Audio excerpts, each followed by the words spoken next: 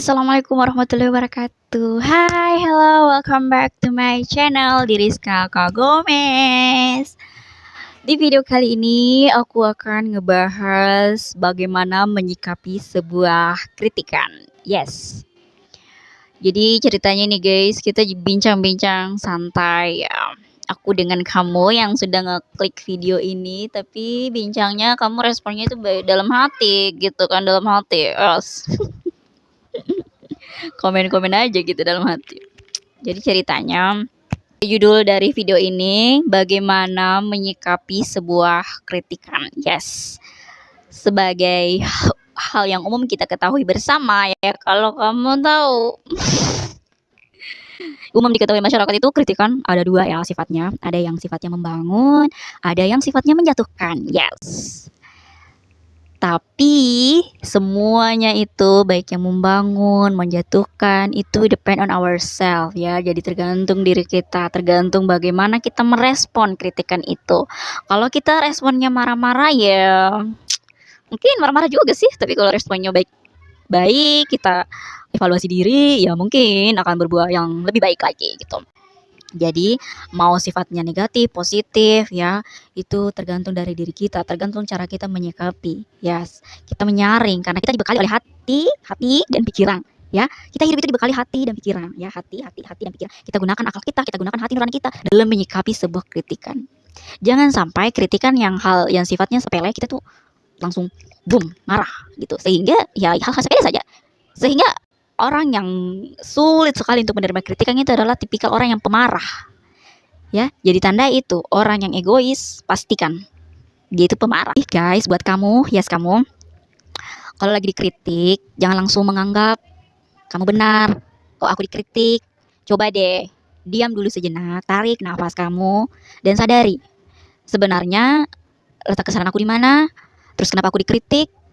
Ya, karena kita adalah makhluk sosial yang boleh jadi kita tuh mengetahui, cuman orang itu nggak tahu alasannya sebenarnya seperti apa. Sehingga kalau mereka kritik, ya wajar-wajar saja, mereka kan nggak tahu, ya kan? Jadi itu depend on ourselves lagi, tergantung diri kita menyikapi. Tidak usah marah-marah, tidak usah langsung naik tinggi daerah tensinya, gak usah langsung. Tapi coba tanya baik-baik lagi kembali. Kan misalnya contoh kasusnya seperti ini, kita melakukan sebuah permasalahan ya, terus kita dikritik, yang dimana orang itu nggak tahu hal yang sebenarnya seperti apa.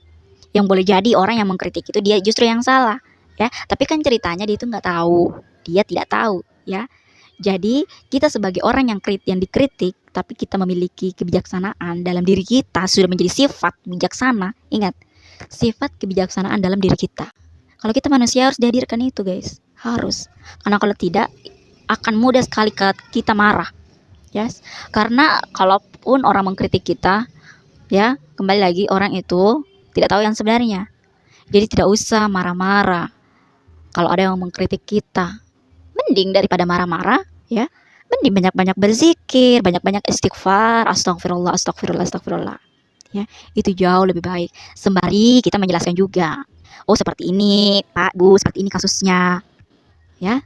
Jangan langsung marah atau mendengarkan orang kan cerita dari A ke B ke C, jadinya tambah kurangnya itu ada pasti dalam cerita itu ya. Jadi dimohon kepada kalian semua yang nonton video ini, kalau ada kritikan yang masuk di telinga kalian, itu mohon diproses baik-baik dulu di dalam otak kalian sebelum berbicara. Karena kita manusia ya, yang membedakan kita dengan yang lainnya, binatang dan ciptaan yang lainnya itu adalah di mana? Ucapan kita. Masya Allah, ucapan kita. Kita manusia ketika kita mampu berucap yang baik. Kalaupun terkadang kita memang ya nggak ada manusia yang sempurna, marah, egois, emosi, sedih dan lainnya itu sudah hal yang sifatnya manusiawi.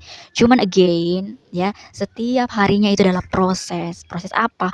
Proses muhasabah diri, memperbaiki. Jangan berpikir, jangan selalu mau sembunyi di balik kata ya kan manusia itu memang sifatnya salah ya. Jangan bersembunyi di tempat itu, tapi bagaimana kita meminimalisir kesalahan kita dari hari yang kemarin ke hari ini ke hari yang akan datang. Dengan cara apa? Belajar untuk menerima kritikan. Salah satunya itu menerima kritikan. Yes, kalau ada orang kritik kita, oh ya terima kasih, tapi seperti ini ya kejadiannya sebenarnya. Tapi dia terima kasih sudah berkomentar. Mungkin ada kesalahannya, mungkin saya tidak sadari. Seperti itu. Jadi bawaannya lebih tenang. Kan ibarat kata ada seperti ini. Kalau kita mau berbuat baik ke orang atau melakukan sesuatu ke orang, itu berbuatlah seolah-olah kamu ingin seperti itu, dibuat seperti itu. Jadi kalau kita jahat ke orang, Ya jangan heran kalau ada orang jahat ke kamu juga, ya kan? Kan kamu juga jahat. Kalau misalnya kita komen kita, ya jangan heran, mungkin juga kamu nggak mau menerima komen, ya kan? Jadi back to yourself, back to ourself gitu, ya.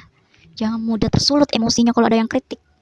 Tapi coba tarik diri kita, tarik sejenak, ya, untuk sadari itu dan harus mau dikritik. Jangan jadi manusia yang tidak mau dikritik. Salah satu salah satu kunci orang yang ingin maju lebih baik ke depannya itu adalah orang yang mau menerima kritik dan saran. Yes.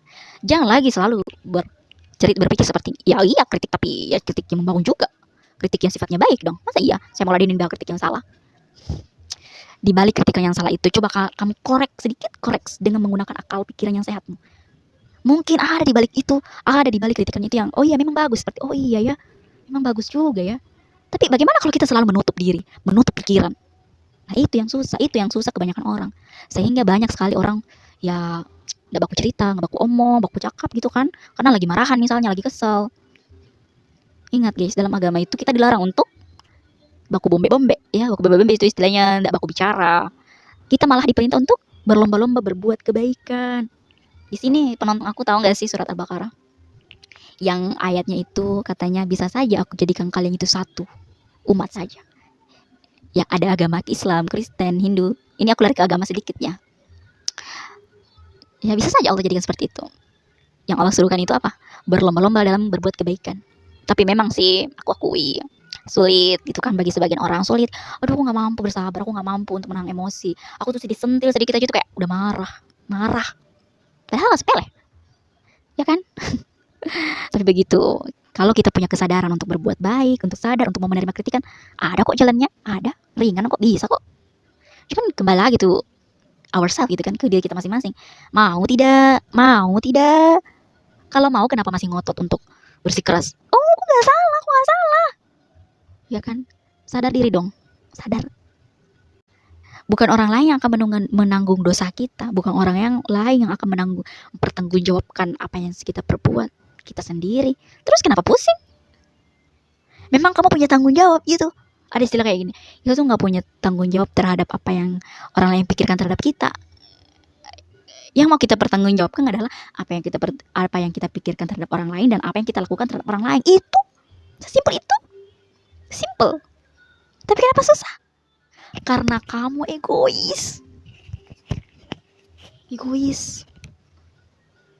Tapi ya tanya, dan anehnya lagi nggak disadari, nggak sadar kalau kamu tuh egois, ya kan?